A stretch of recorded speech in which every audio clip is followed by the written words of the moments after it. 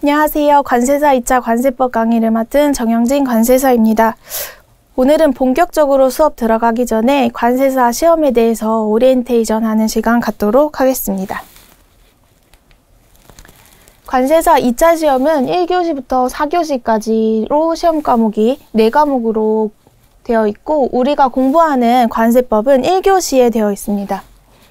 이 1교시 관세법은 2교시, 3교시의 토대가 되는 과목이고, 이 1차 시험에서도 관세법을 객관식 시험으로 치르고 있기 때문에 이 수업을 들으시는 분들은 1차 시험 경험이 있으시거나 아니면 1, 2차를 동시에 시험 치르려고 준비하시는 분들일 거라고 생각이 됩니다.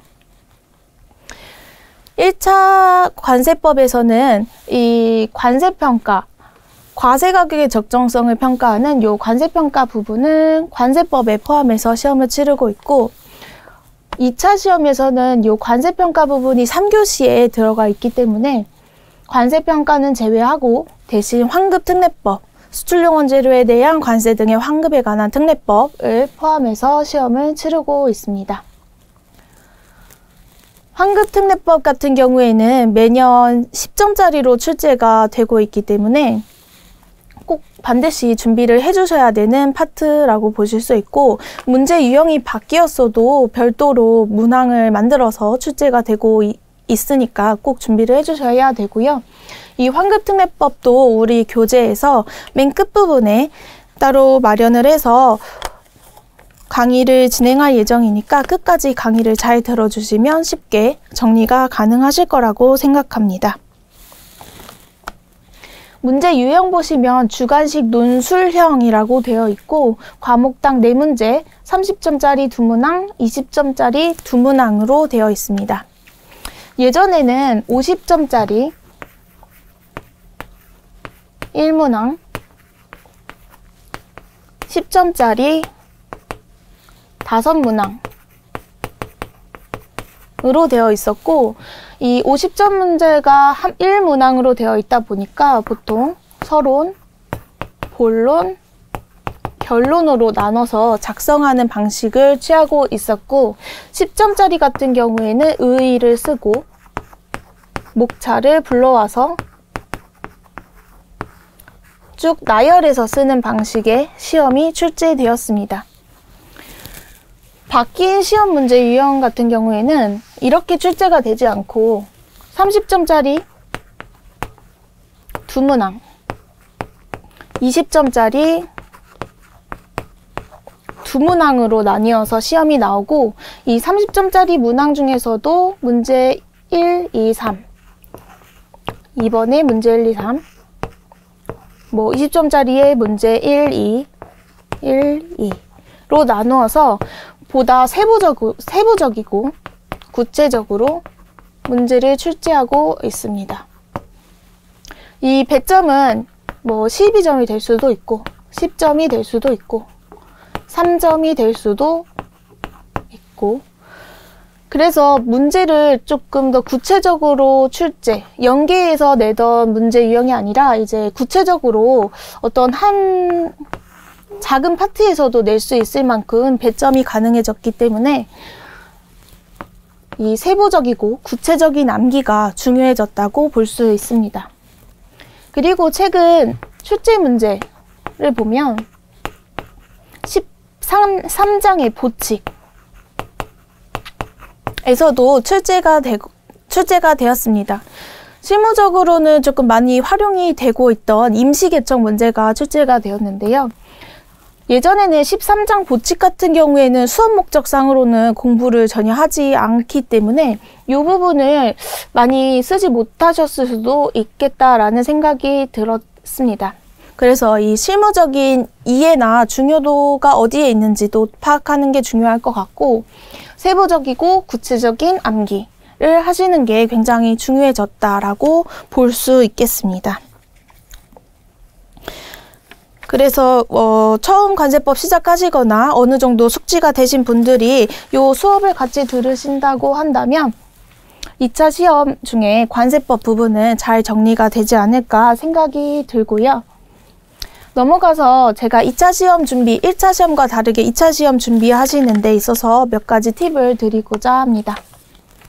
첫 번째는 암기와 이해입니다.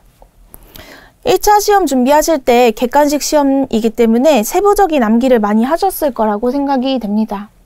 뭐 공부하시면서 이해가 된 부분, 그리고 세부적인 암기했던 부분 포함해서 답안을 작성하면 어느 정도 이제 맥락이 맞기 때문에 충분히 점수를 많이 받을 수 있을 거라고 생각하시는 분들이 있을 수 있는데, 사실 우리 시험은 2차 시험 주관식 논술형이기 때문에 맥락으로 써서는 점수를 받을 수가 없습니다.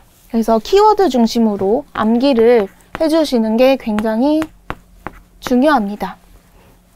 문제 유형이 바뀌었기 때문에 보다 세부적이고 구체적인 암기를 요구를 하기 때문에 단순히 이해만 해서는 요 시험 준비를 제대로 할 수가 없고요.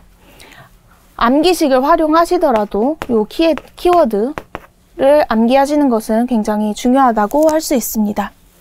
그리고 제가 항상 말씀드리는 부분인데, 공부하시고 암기하실 때 적어도 정의나 의 부분은 암기하시는 것을 추천드립니다. 수업 목적상으로 봤을 때 이 정의나 의 부분에 모든 목차 같은 부분, 함축적인 내용이 다 들어가 있기 때문에 이 정의나 의 부분을 암기하시는 것만으로도 이후에 나올 내용 같은 것들을 충분히 유추하실 수 있고, 또 이런 정의나 의 부분이 그 답안의 첫 줄에 들어갈 수도 있기 때문에 이 정의나 의 부분을 잘 작성을 못 하신다고 하면 배점을 받기가 조금 어려우실 수 있다고 판단이 됩니다. 문제 유형이 바뀌었어도 이런 부분은 충분히 답안 작성이 필요할 수 있기 때문에 이 정의나 의 부분 암기하는 것은 꼭 암기식을 활용하시더라도 꼭 잘 해주시기 바라겠습니다. 그리고 두 번째는 서술 연습입니다. 우리 교재의 기출문제 파트에서 답안지에 옮겨 적을 수 있는 그 답안이 수록이 되어 있습니다. 그래서 답안지에 우리 기출문제에 있는 답안을 한번 쭉 시간을 내서 얼마나 시간이 걸리는지, 분량은 어느 정도 나오는지 작성을 해보시라고 말씀을 드리고 있는데, 사실 문제 유형이 바뀌면서 최근에는 시간을 배분할 정도로 많은 양의 답을 요구하는 문제가 출제가 되고 있지 않다 보니 이 부분이 조금 중요도가 낮다고 생각하실 수 있겠지만, 이 시험 목적 자체가, 이 시험 유형 자체가 논술형, 주관식 논술형이기 때문에 공부를 처음부터 하실 때부터 서술하시는 연습, 그리고 머릿속에 있는 내용을 끌어다가 쓰는 연습을 계속 하시는 것은 시험 준비하시는 데 많은 도움이 될 거라고 생각이 됩니다. 시험장에 실제로 가서 답안을 작성하실 때 보면 머리에 있는 게 갑자기 써지지 않을 때도 있기 때문에 이 부분은, 서술 연습 같은 부분은 평소에도 꾸준히 하시는 것을 추천드립니다. 그 다음은 연계 학습입니다. 관세법 같은 경우에는 흐름을 따라서 가다 보면 2장과 9장이 연결된다든지, 아니면 앞에서 나온 내용이 뒤에 있는 절차와 연결이 된다든지 하는 내용이 굉장히 많습니다. 그냥 각 장의 주제만으로도 문제 출제가 될 수는 있겠지만, 예전 문제 유형 같은 경우에는 한 주제에 대해서 연계해서 써라라는 문제가 많이 나왔었고, 지금 같은 경우에도 30점 문제에 아까 말씀드렸듯이 1, 2, 3이 여기는 2장에서 나오고 얘는 9장에서 나오고 11장에서 나온다든지 이렇게 연계해서 문제가 출제될 수도 있기 때문에, 이렇게 연계 학습을 하시게 되면 이런 문제 유형에도 대비가 충분히 가능하시고, 만약에 문제 유형이 갑자기 바뀌어서 50점 문제처럼 서본론을 써야 되는 경우가 있다 라고 하는 경우에도 충분히 문제가 바뀌더라도 충분히 대응이 가능하시기 때문에 이런 연계해서 공부하는 연습은 꼭 해보시기를 바라겠습니다. 지금까지 2차 2차 준비하시는 데 있어서 몇 가지 팁을 알려드렸고요. 수험생분들의 빠른 합격을 위해서 최대한 실무적인 사례들 많이 가지고 와서 쉽게 설명드릴 예정이니 강의 끝까지 잘 봐주시기 바라겠습니다. 다음 강의에서는 본격적으로 관세법 총칙부터 시작해 보도록 하겠습니다. 감사합니다.